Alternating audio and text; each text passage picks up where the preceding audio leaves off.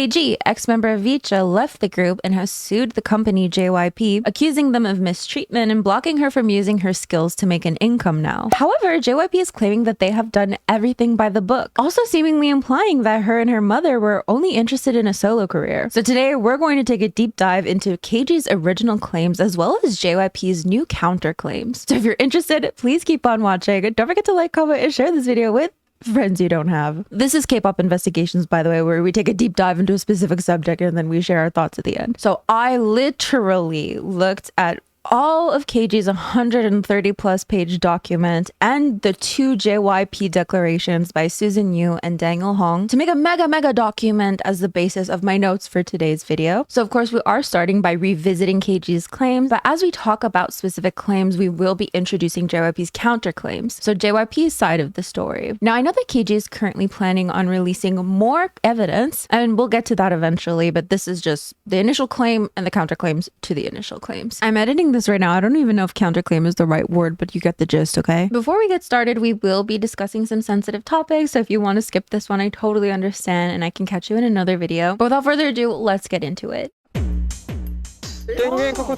So keep in mind, these are both parties' claims. If I say they did this, this is that person's claim. I am not claiming anything as true. These are each party's own words and they are alleged words. Just a bit of an introduction. Vcha is a group that JYP formed through a survival show called A2K, America to Korea. The group debuted, they opened for twice. They were set to perform at Lollapalooza, but a member went on hiatus and then KG, publicly left the group and filed a lawsuit. So essentially KG claims that she did not understand the employment agreement that she was signing with JYP because she relied on her parents and the adults around her. Now, she joined JYP when she was 15 years old, and it seems that JYP hired an attorney to represent her regarding the employment agreement, though she claims there were no meaningful interactions between the two. So she claims that she was not aware of the terms of the contract, nor was she granted a meaningful opportunity to consent to those terms. She also claims that she was forced to sign contracts while only being given minutes to try to review them, including contracts that were written in Korean. It seems even her first interaction with the employment contract lawyer was after she left the Vcha house, but after the initial call, she claims the lawyer ghosted her. Quote, "It was clear she did not want to help and that she was not my attorney." So that's just a little bit of an introduction into her state of mind coming into the contract initially at 15 years old. So claim number 1. JYP Entertainment forced her to work while injured. So of course, as we all know, the girls did some training in Korea, and KG claims that her and several group members sustained several injuries. She says that she personally tore a tendon in her shoulder when a dance teacher forced her to do a specific move 100 times without rest. She says she was denied water and only taken for medical care 2 days after the injury, and 2 of her teammates were also with her, though in the evidence she provided, of course, she redacts everybody's names and blocks out everyone from the photos as well. So she provides photo evidence of this, of course. Again, if there's another member involved, they're completely blocked out. But this is her at the hospital on September 16th, 2023. She claims that while at the hospital, they received injections, though they're not sure what the injections were exactly. And this is the injection site on her shoulder. Now, she says that despite the fact that she was injured, she was still forced to continue practicing. And as we can see, this picture from September 18th is a screenshot from a dance video. She claims that training was so intense that a group mate actually took a picture of her sleeping on the floor early in the morning before practice. Now, keep in mind that the timestamps are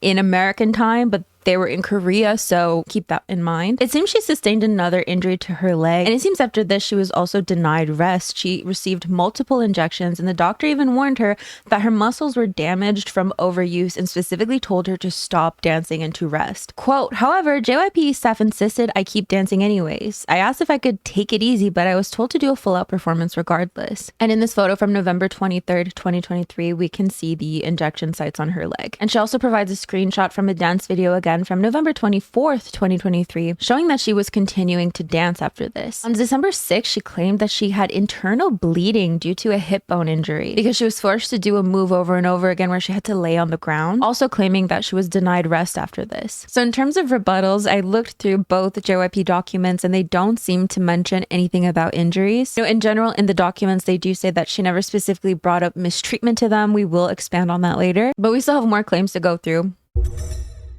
Claim number 2, JYPE forced her to work 60 plus hours per week. She talks about how her and her fellow members were scared of being seen as lazy or uncommitted if they didn't stay late. She says that one teammate in particular usually decided how long they would stay each day, and in November she felt immense pressure to spend additional hours training. She claims that staff told her that she needed to train like Korean trainees who stayed up until 1 a.m. And she did express willingness to do that, though they agreed she could stay till around 11. And this is with a 10:30 start time. She provides this text message with the staff member showing her willingness to stay quite late. "Hey KG, I heard you might want to stay later than the others to practice. Did you have an idea of the times?" She responds, "Yes, I was wanting to stay late Wednesday, Thursday, and Friday. I was even thinking maybe staying until 11 p.m. Even if Madonna isn't available, I'm fine with practicing in artist lounge or vocal rooms just to drill the new choreo. I learn better when I have extra time to myself, so hopefully this is okay." She provides a text message with another staff member also talking about staying later than usual. "Hi, can I stay late again tomorrow? Wednesday, Thursday, and Friday since we're learning new choreo? 11 p.m. would be good. Madonna doesn't have to be available. I'm okay with practicing in any room, even the small one. Let me know if it's possible. Thank you." With Alex responding, "Okay, I'll let you know. Thank you. Tomorrow you'll be leaving at 10:30 and the rest you can stay until 11. You can use Madonna for now, but if someone else books the room, I'll let you know and you can use the small one next to Madonna." She then provides a text message of a fellow Vcha member telling her not to ask staff when they're going to be leaving, to ask the member instead, because apparently the staff doesn't like that. "Also, please don't go and ask staff what time we're leaving for the day. It bothers them, so just ask me, even if I didn't send it to the group chat yet." She then goes on to say that other members were feeling pressure to stay later because she was staying later, and that they might be seen as lazy if they didn't stay as late as her. In this text message, a fellow member is asking her, "KG, also just want to double check. How do you feel when you're there practicing alone? Like, does it bother you that we leave first? Because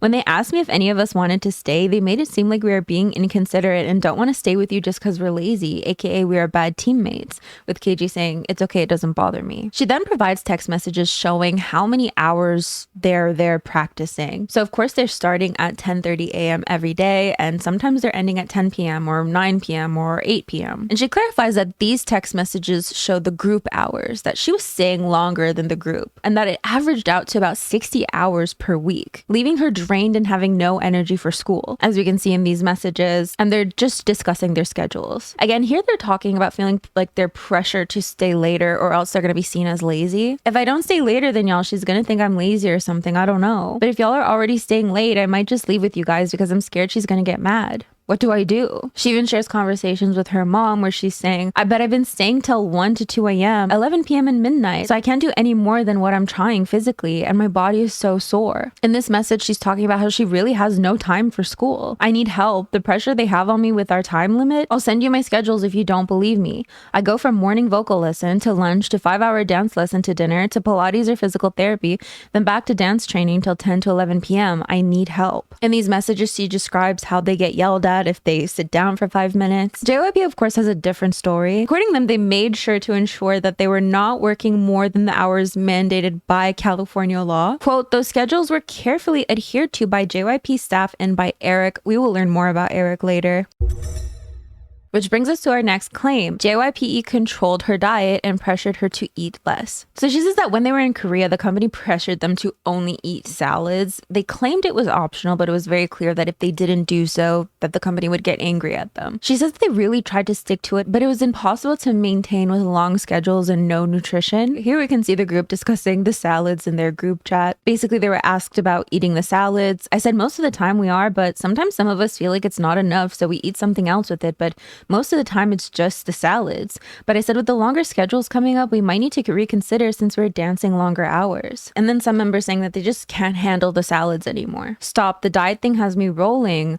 Oh, Alex also said being a little overweight will make dancing harder. Like, I don't think so. I think it's the opposite. And in this message, they're talking about how the staff don't want them to diet this week. Quote, "Our dance has no strength and we have no charisma anymore." And then she also claims that they measured their weights every month and it's not necessarily something they agreed to, but something that was expected of them. Now, according to KG, a staff member said something along the lines of lose weight or you'll regret the way you look. Another staff saying don't eat, which made them feel anxious and guilty if they ate anything beyond the salads. She said it felt like the company was more focused on their weight than their well-being. Now, in terms of controlling their diet, JYP did respond to this claim. They even provided specific meal plans that they had. So according to JYP, and this is Susan Yu's declaration, whose job is to oversee the safety of and serve the liaison for certain talent engaged by JYPE. It seems that KG was gluten-free and vegetarian, and they had a resident supervisor who planned, shopped, and prepared their meals separately. Parenthesis, unless responded or other group members elected to make their own food, order food in, or go out for a meal. And here we can see the specific meal plans. It goes day by day. And there's even notes. It says avocado toast, egg white muffins, sweet potato waffles, pizza and fruit. Didn't want pizza, so got his own. Members made own meal by request, tuna rice rolls, so on and so forth. We even have like factor meals in here as well. They're even claiming that through these meal plans, it was documented that she was free to visit her family as she wanted, that she spent 16 days outside of the house, which is a claim we're going to look at later, where she describes that it felt like living in a prison. Moving on to the next claim, JYPE used emotional manipulation to exert control over her. So she brings up contradicting statements. You know, the company would say stay late, but also say get some rest. It seems the members wrote notes on the contradicting statements. For example, you should be staying till 12:01, make sure to always get rest, getting sick, physical, have to go to the hospital, doctor says I can't dance or need to rest, then come back and the staff expect us to dance full out in every class. Getting sick mental is also important to understand. You need to give benefit of doubt on mental health because it's serious. She even provides a text message from a translator who says that, you know, JYP is withholding affection from them so that they don't get spoiled before debut. Honestly, I felt like company people are trying to not show their love to you all because it might spoil you before debut, so don't get discouraged. She says they were forbidden from dancing to or listening to music not affiliated with the company, which felt controlling and unnecessary. They seem to even be scared to request schedule changes. Guys, I'm scared to ask to change the time. I'm really scared. Someone responding, I would be too. God, I'm so scared because she seemed so mad when we changed our times yesterday. And this was because they wanted to leave practice a little bit early on Friday. She provides more text messages between her and her mother regarding her getting more injections, her seemingly having an ankle injury and still having to perform. She apparently asked if she could not do a jumping move because of her ankle, and they said no. It seems they were instructed to also speak to staff in Korean, despite them not being able to speak Korean. Yep, let me turn Korean. Why am I not allowed to be my own? We are not allowed to say it in English. She also said they were given interview instructions and that she was seemingly the only member who wasn't allowed to talk about her past. So she sent a message to staff saying, hey, I saw you guys didn't want me to mention my artistry career before Vcha. I understand if you want me to avoid using the exact words solo artist, solo career, but with all respect, I don't feel it's fair for me to have to avoid and hide telling my story. Just like the other girls' stories, being gymnasts and dancers on dance teams and singing competitions, I just want to be able to express honestly who I was too if I'm ever asked. I just feel if I'm going to be a member of this group, my story should be accepted and treated equally in the same way as everyone else. I'm proud of who I was before this. Music was my whole life. I didn't do anything else. I didn't go to school or have any other hobbies. Songwriting, having made music before, that is my story. If I was asked a question about my journey before Vcha, I wouldn't have any other answer. I hope you can understand where I'm coming from. If I'm misunderstanding the wording from the interview feedback, please let me know. Thank you. And we can even see the interview guidelines here. So try to refrain from using the words like I'm a perfectionist, sensitive, have mood swings, emo, dark, etc. Something that can create a specific image of you. If you want to use the words perfectionist, just say attention to details. Try to refrain from using phrases like I get sad from time to time, I prefer to be alone, I like being alone in my room, etc. Something that can put negative connotation on you. Don't mention K-pop artists other than JYP artists. You can mention pop artists. Try to show your appreciation for your fans in your answers. Support for our fans. Someone our fans could look up to, want to do for our fans. Something our fans could look forward to. Give specific examples. Example, I liked food from, I received help from other members like, happened during music video shoot. Try to be specific with a couple examples. Give specific reasons, even though the question doesn't ask for it. Example, what's your favorite color?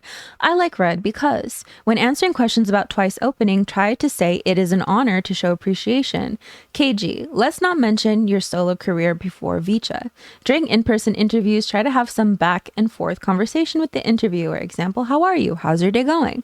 Try not to use the same words as other members. Sometimes your answers are identical. Phrase it differently. She shows a text message of a member saying, it's like they don't want you to shine, bro. And lastly, for this claim, she says that JYP replaced their child welfare worker with someone who was more relaxed compared to the last person who followed the law very strictly. So JYP does have a counterclaim to this, specifically the child welfare worker. So according to Daniel Hong's declaration, when KG was 15, there were different laws required in comparison to when she turned 16. 16. Quote, employers shall provide a studio teacher on each call for minors from age 15 days to their 16th birthday, age 16, and for minors from age 16 to age 18 when required for the education of the minor. However, for the duration of her employment agreement, she was at least 16 years of age, and therefore the studio teacher's responsibility and the need for his presence was limited to overseeing respondents' schooling. Because KG basically claimed he didn't fully know the amount of hours we were working. Daniel's response is, therefore, Eric may indeed not have been present at respondents' training sessions in 2024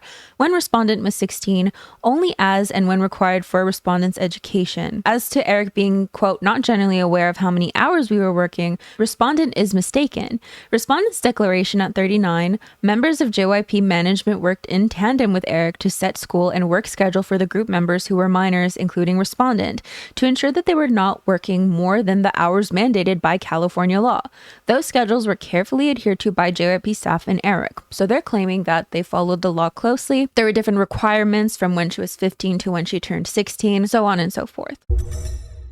The next claim, JYPE exerted full control over their schedules, including personal time. So she claims that their days off were strictly monitored and they had to say what they were planning to do and with who, and it had to be approved in advance. She also claims it had 9 p.m. curfew and that every night at 9 p.m. the doors would become armed with alarms. So she shows text messages of her asking for approval to meet up with her mom.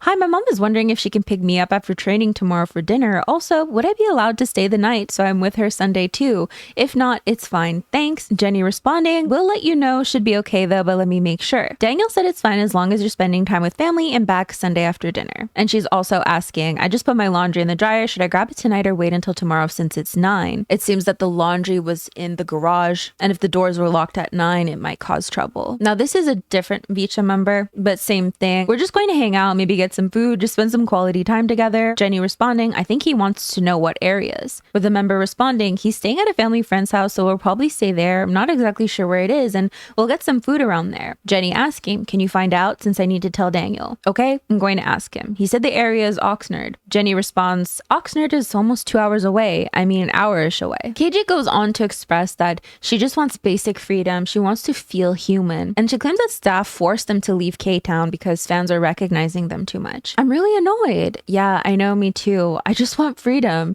Same. These types of things make me realize that, dang, one day I'm gonna run away.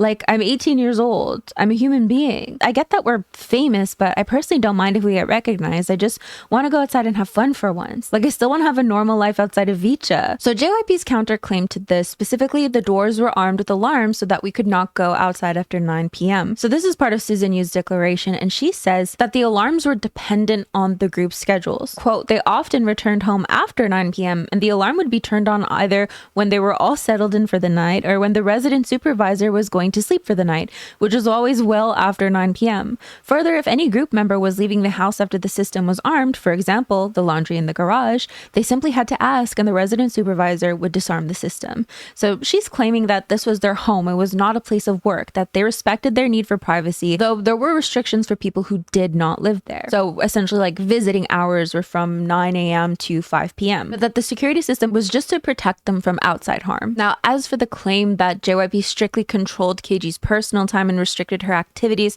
they're claiming it's not true. Susan said that she planned outings for the members that were not work-related, which included trips to museums, Manhattan Beach, Marina del Rey, Six Flags, and dinners at restaurants. She says she would even pick them up and drop them off at the mall so that they could go eat, that they could go see movies. She claims that they took frequent walks around the neighborhood, and to her knowledge, the group members were never denied any outside time. She says that they wanted them to have the opportunity to relax and enjoy themselves both with the group and outside of the group. And this ties into the meal planning as well, because they say this not only demonstrates the care that was taken for KG's welfare, but shows why it was helpful for planning purposes for the resident supervisor to be informed in advance of respondents' plans to be away from the group residents. So essentially, because they claimed they were in charge of cooking her vegetarian and gluten-free food, they needed to be informed in advance if she was going to be gone. As for the claim that they were forced to leave K-Town during their day off, this seems to have been a security issue. They were on a rooftop and it seems like there was not a great exit strategy should things escalate, so they decided to leave Quote, however, the excursion did not end then.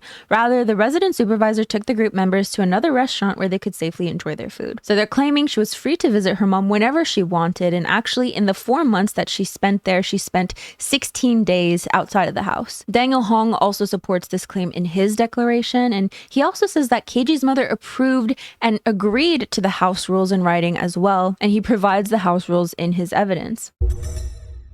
So let's read these house rules.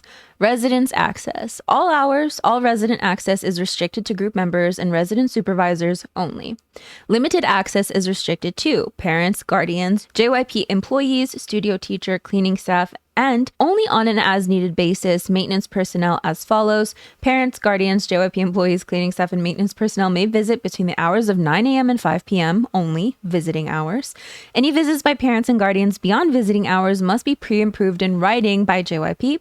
All requests must be emailed to redacted. Parents and guardians may not stay at the residence overnight. The second floor of the residence is off limits for parents and guardians while visiting.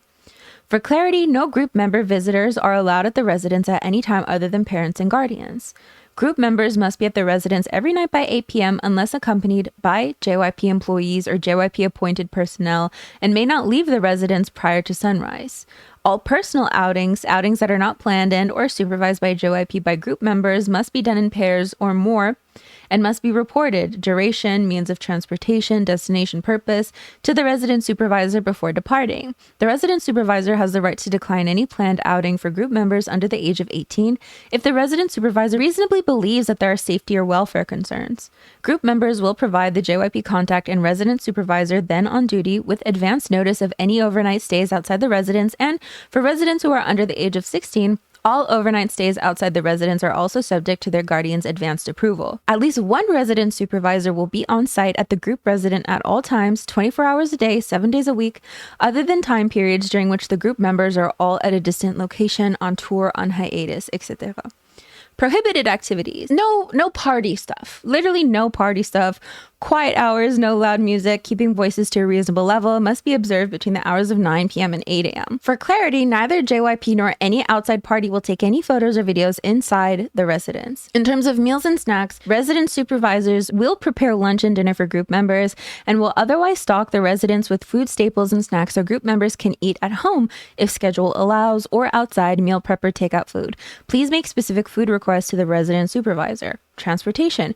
Group members must travel to and from all required group member activities via the transportation provided by JYPE unless otherwise approved by the JYPE contract. Responsibilities. The residence will be cleaned by a professional cleaning crew on a regular basis, but you must keep your bedroom clean and tidy, clean up after yourself after eating, wash dishes or load them into the dishwasher, and properly store or dispose of leftover food items.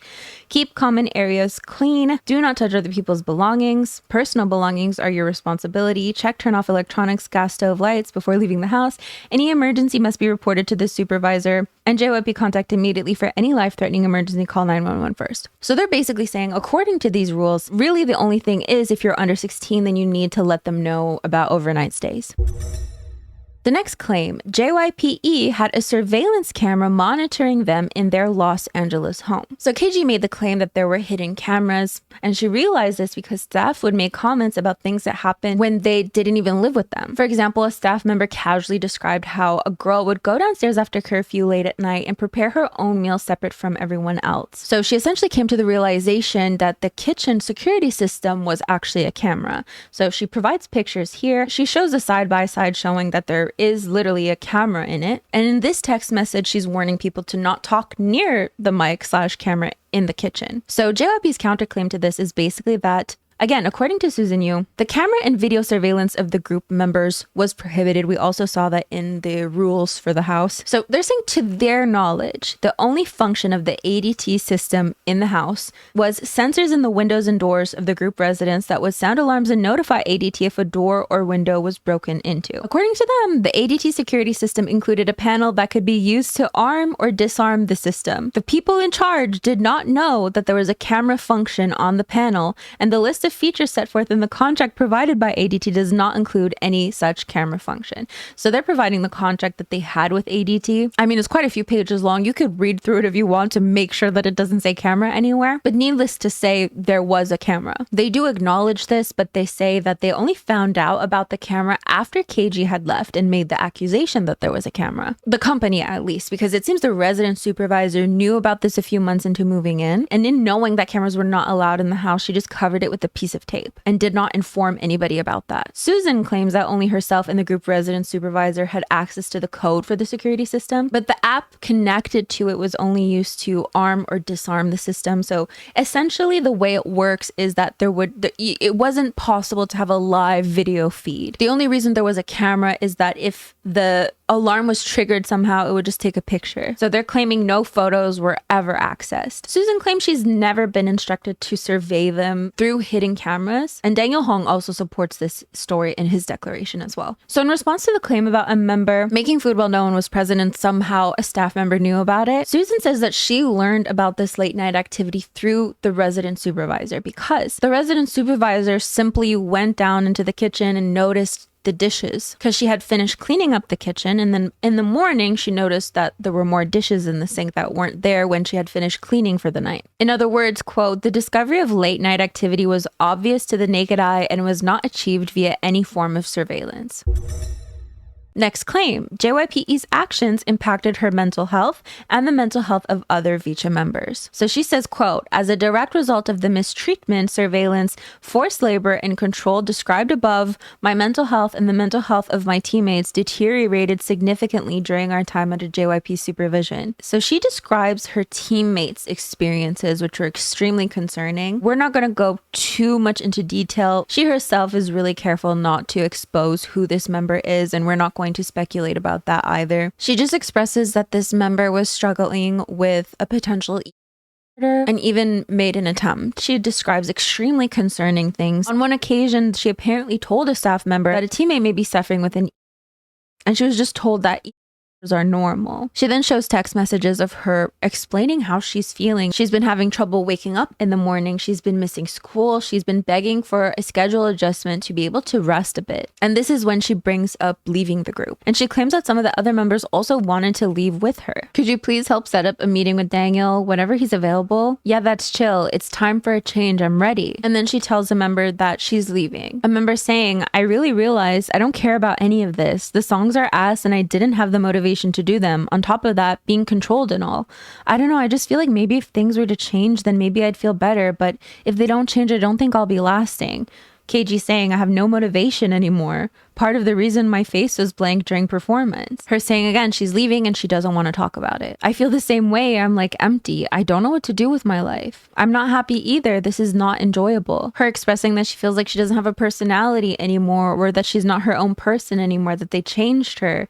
Quote, and I lost all my good. And the conversation definitely goes on quite a bit. It seems that the morning after this conversation, some Vcha members and their parents had a Zoom meeting. So during the Zoom meeting, it seems that KG says that they all admitted that the environment was toxic to their mental health and discussed leaving JYPE together. But she says that JYPE's power and the parents' fear of liquidated damages kind of changed their mind, and the Vcha members decided to stay. Her next claim is JYPE's financial practices left her and her family in confusion and debt. So she shows statements which basically show how she went from having like 300,000 debt to 500,000 debt in just a couple months. That some of the charges were related to living expenses, training costs, and promotional activities. But she expresses frustration because there was no transparency about any of this. Quote, we were working constantly, yet the numbers kept growing in ways we did not understand. The next claim, JYPE has continued to harm me and exert control over my life. So the day that she left the group, she asked if she could leave the house. And a staff member apparently dropped her off at a hotel at 3 a.m. despite her only being 16. This is the text message she sent to Daniel. Hi Daniel, this is KG. This decision wasn't easy, but I decided it's within my best interest to not return to Vcha. While I am so grateful for the training and the opportunity, this environment is not in the best interest of my mental health or well-being. I wanted to reach out to see if you would like to have a Zoom meeting regarding the next steps. I would like to discuss how we can part ways on good terms. terms. And he responds, "Hi, KG, thanks for reaching out. Just wanted to make sure you have all the information. Did you hear about our response to your requests?" She says, "No, I haven't. I'm happy to listen, although it's more of a mental health and happiness decision. But I will still, of course, wait and hear the response. Let me know when you would like to speak next. Thank you." And she ends all these claims by saying, "At the time, I did not know that JYP would later threaten me with liquidated damages to exert further control over my life and career. Since then, that is exactly what JYPE has done. For the last year and prior to filing this lawsuit, JYPE actively threatened me liquidated damages. Because of this, I have been unable to work, release music, act, post on social media, or use any of my skills to make an income." So then we get to more of JYP's counterclaims. The fact that she was dropped off at a hotel being 16 years old. It seems that after the Zoom meeting, when the members decided to stay in the group, KG called Susan and she was distraught. So Susan drove 20 minutes to go and see KG. And KG said that her mom would want Susan to take her to a hotel room. Susan claims she was mindful of the safety concerns, but KG was insistent that her mother would want this, and her mother wasn't responding at the time. So she drove KG to a luxury hotel and instructed her not to leave her room for safety. And this was around 4 a.m. So after she left the room at 4:15 a.m., she got a text from KG's mother basically assuring her she was on her way and thanking her for bringing her to the hotel. So according to Susan, her impression of the situation was that after the Zoom meeting, KG had a falling out with the members, and that's why she wanted to leave. Quote, "At no point during our lengthy conversation did KG refer to any feelings of having been mentally by or put under duress by JYP or otherwise threatened by anyone at JYP. Instead, she claims that KG said that she didn't enjoy all the dance that was required to be part of this group and that she wanted her own solo career." These are text messages between Susan and Tracy. "Hi Susan, it's Tracy. I wanted to let you know I'm driving to LA from Arizona to pick up KG. I can text you when I have her. I think KG needs removed from this environment as we process the next steps and discuss. Thank you for taking her to hotel." Susan saying, "I think removing her like that without notice to company is ill-advised. Do they know you are coming to pick her up, or do you want me to let them know? I thought she's having a meeting with Daniel, or will you be there as well?" KG's mom saying, "Her legal counsel advised removing her from a situation where she's uncomfortable or feeling threatened, so I can let the company know. I can email Daniel. But she is my daughter. She will be coming home to me as we discuss what's happening." Susan says she never once mentioned she was threatened, with KG's mom saying the girl's ganged up on her. "She's not comfortable. We are going to bring her home, have important discussions as a family and with KG attorney." Susan saying she said only Redacted and Redacted were somewhat upset at her, but Redacted was asleep and Redacted was not doing anything negative. "So do you want me to let Daniel know? Do you have ETA of when you'll be with her?" KG's mom saying, "I don't want to speak further about details without legal consultation. I can text Daniel, but you can also let him know that KG is going to come home. Speak with her family." Daniel also supports the story specifically about the Zoom meeting, though he claims he was not present at the Zoom meeting. Quote, "KG's mother told others that KG was considering leaving the group to pursue a solo career, and that KG's mother had connections with other producers who would produce KG's music, but that this was an opportunity for KG only and not the other members of the group." So from his understanding, one or more of the group members became contentious, and that's when the hotel situation happened. He also claims there were never issues of mistreatment that were brought up to him. He says that KG never expressed any concerns to him about her well-being. In fact, the only concerns that were ever raised to him were in regards to her personal family finances, social media issues with an ex-boyfriend, and then a request to discuss concerns related to JYP's accounting statements. As we talked about before, she said that there was no transparency in the statements, but he was under the impression that the accounting issue was dealt with because originally KG's mom wanted a meeting, but then she was like, never mind about the meeting. So he shows emails about that. Here we can see, "Hi Daniel, I'd like to set up a meeting with you to discuss KG. Please let me know when you're available." He says, "Sure, what's the occasion, when is good?" She responds, "Never mind, no meeting necessary. I had some questions about JYP invoice, but I gave it to KG business manager and he went over it with me. A little concerned about level of debt in just 2 months and cost of living expenses, but I'll keep my eye on it as the next few months unroll. Hopefully the girls start making income and this offsets." So he says, though she didn't want to meet with him anymore, she did send a group message to the Vcha parent group text. Not seeing when our girls are going to make money to pay off $500,000 of debt anytime soon. Debt that is increasing by the month. I'm going to be real with you all. This concerns me greatly and is not what I expected. Let's see how next album goes and the next year.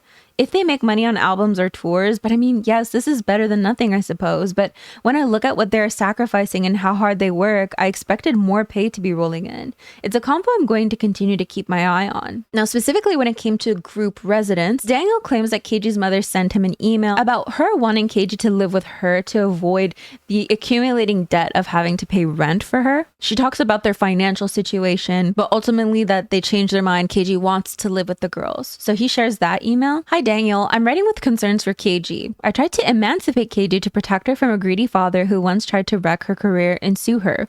It turns out after paying $11,000 in legal fees, I have no more money to finish it, and the lawyers think she does not make enough money to show she can support herself at the moment, so emancipation is not an option.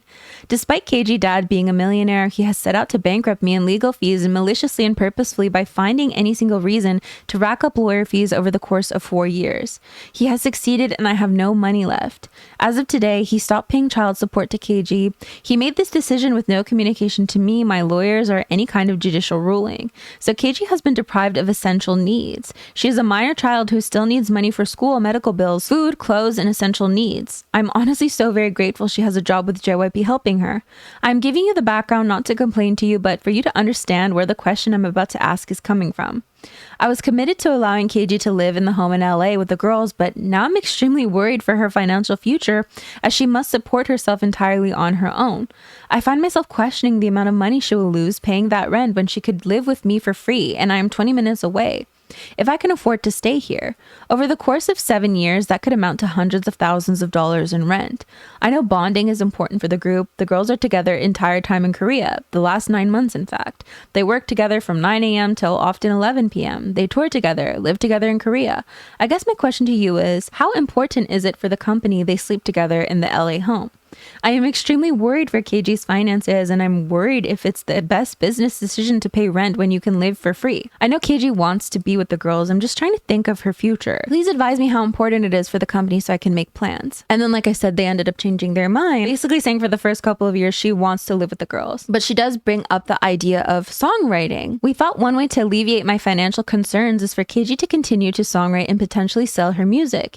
KG has about 5 songs written and would like to create demo tracks with her old producers, Soft Serve Boy and Space Primates, as she has a working relationship with them for over 4 years. This is something that could be done over the winter break or perhaps on a Sunday day off. It will only take 1 day and not interfere with her Vcha commitments. It is not that time consuming and does not even have to be the one to lay vocals. She would of course present the demo songs to JYPE for first options before presenting to other groups. Is there any issues with this? Do we need approval from JYPE? Daniel also presents emails basically saying he was under the impression that everybody wanted to live in group residence. He even provides an email from KG's mother, basically thanking them after their performance in Mexico. And thank you for allowing KG to be a part of this. So that's basically where we're at as of right now with KG's original claims and JYPE's counterclaims. Of course, KG claiming mistreatment, working 60+ hours a week, being forced to perform while injured, so on and so forth. And JYPE claiming that they followed the labor laws of California, that no issues of mistreatment were ever brought up to them. And it does seem that they're trying to claim that KG wanted a solo career. Again, like I mentioned, KG is preparing more evidence for this, but this is what we have right now. So of course,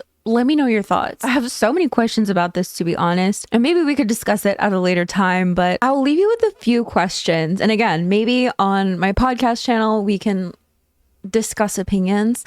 Question number 1, do you believe a company if they say that they bought a security system and they didn't know there was cameras? 2, is wanting a solo career within a group that bad of a thing? I'm just thinking of a specific member of a specific group who has a lot of solo opportunities within the group, but is still within the group. Is that an end-all be-all? I guess those are the only questions I have for now, but just know that I did my absolute best to make this structured in a way that made sense. I'm like, okay, you know, we have KG's claims, and then the rebuttals to her claims aren't always like word for word her claims. Do you know what I mean? Because she's like, okay, I worked 60 hours per week or 60+ hours per week. I worked through injuries. I did this, I did that. And then like, you know, they're rebuttal to that is, well, she never told us any of that. She never claimed there was any mistreatment or anything. So I'm like, oh my God, what if people think it's like imbalanced because like we're going through her claims and it's like claim after claim, but like really their only counterclaim to that is she never told us anything about mistreatment. So like we have to go through a lot of claims to get to even one of JYP's rebuttals to it. Do you know what I mean? So I'm like, how do I do that? Do I just do KG's full claims and then go through JYP's full claims? But then, oh my gosh, just know it was a roller coaster and I hope it was okay. I hope at the very least it was all right. I don't know. These are the lovely individuals who help support my channel on a monthly basis. It means the world to me. Thank you so much. Bye.